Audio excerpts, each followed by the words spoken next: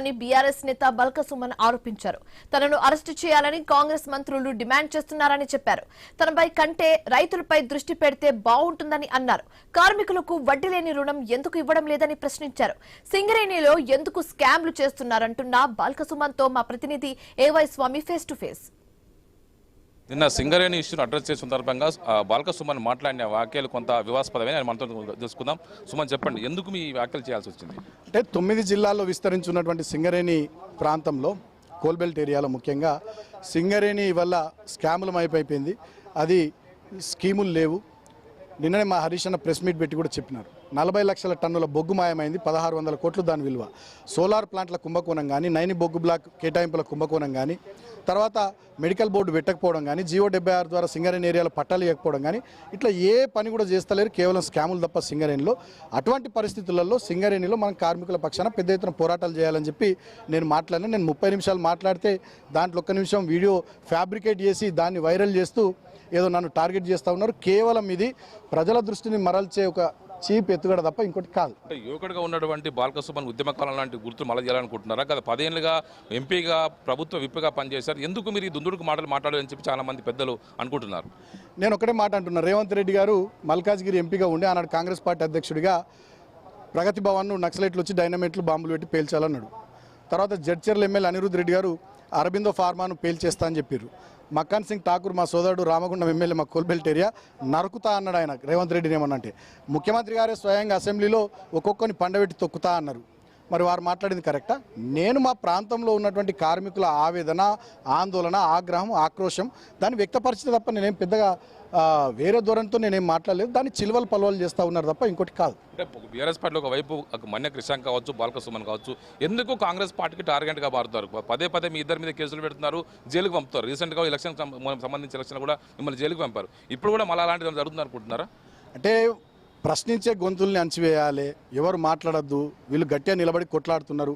ఇటువంటి వాళ్ళ మీద కేసులు పెడితే రాష్ట్రంలో ప్రజలంతా భయపడతారు అనేటటువంటి ఒక నియంతృత్వ, ఒక ఫ్యూడల్ బూర్జువా ఆలోచన విధానంతో ముఖ్యమంత్రి గారు కానీ మంత్రులు కానీ వారు ఆలోచిస్తూ ఉన్నారు తప్ప ఇంకోటి కాదు. రాష్ట్రంలో వైపు భారీ వర్షాలు పడుతున్నాయి, అకాల వర్షాలు పడుతున్నాయి, చాలా మంది రైతులు ఇబ్బంది పడుతున్నారు. ఇలాంటి సమయంలో కాంగ్రెస్ పార్టీ అంతా కూడా ఒక్కసారిగా మొత్తం మీ మీద విరుచుకుపడంలో బ్యాక్గ్రౌండ్ ఏముందనుకుంటున్నారు? డెఫినెట్గా ఇవాళ ఏం జరుగుతూ ఉంది? నిన్ననే ఏఐసీసీ మీటింగ్ పెట్టింది ఢిల్లీలో. కర్ణాటకలో సీఎం ఏదో మారుస్తున్నారని తెలుస్తూ ఉంది.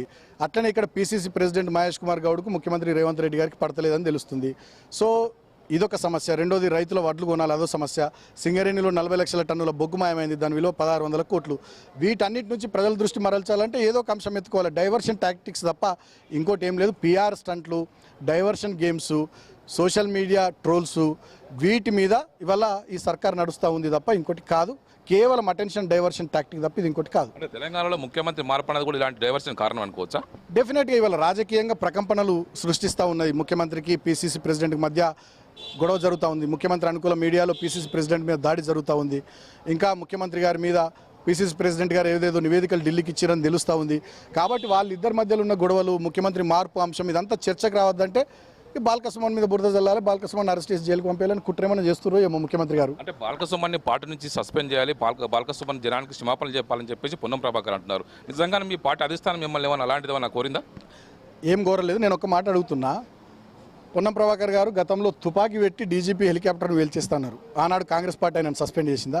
ముఖ్యమంత్రి రేవంత్ రెడ్డి గారు ఆనాడు మల్కాజ్గిరి ఎంపీ హోదాలో కాంగ్రెస్ పార్టీ రాష్ట్ర శాఖ అధ్యక్షుడిగా ఆయన ప్రగతి భవన్ను డైనమైట్లు పెట్టి బాంబులు పెట్టి నక్సలైట్లు వేల్చేయాలన్నారు. ఆయనను పార్టీ సస్పెండ్ చేసిందా? జడ్చర్ల ఎమ్మెల్యే అనిరుద్ రెడ్డి గారు అరబిందో ఫార్మాను వేల్చేస్తున్నాడు, ఆయనను కాంగ్రెస్ పార్టీ సస్పెండ్ చేసిందా? మక్కాన్ సింగ్ ఠాకూర్ గారు రామగుండం ఎమ్మెల్యే మా కోల్బెల్ట్ ఏరియా మా సోదరుడు, ఆయన రేవంత్ రెడ్డిని ఎవరన్నా ఏమన్నంటే నరుకుతా అడ్డంగా అన్నాడు, ఆయన సస్పెండ్ చేసిందా?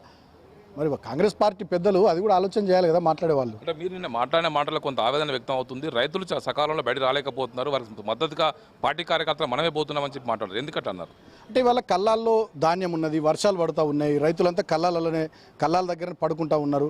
ఒక్కొక్క రైతు 3000 2000 పెట్టుకుని 4-5 రైతులు కలుసుకొని ఒక లారీ మాట్లాడుకొని వడ్లను మిల్లర్ల దగ్గరికి బతిమలాడుకొని పంపించుకుంటున్నటువంటి పరిస్థితి కనబడుతూ ఉంది.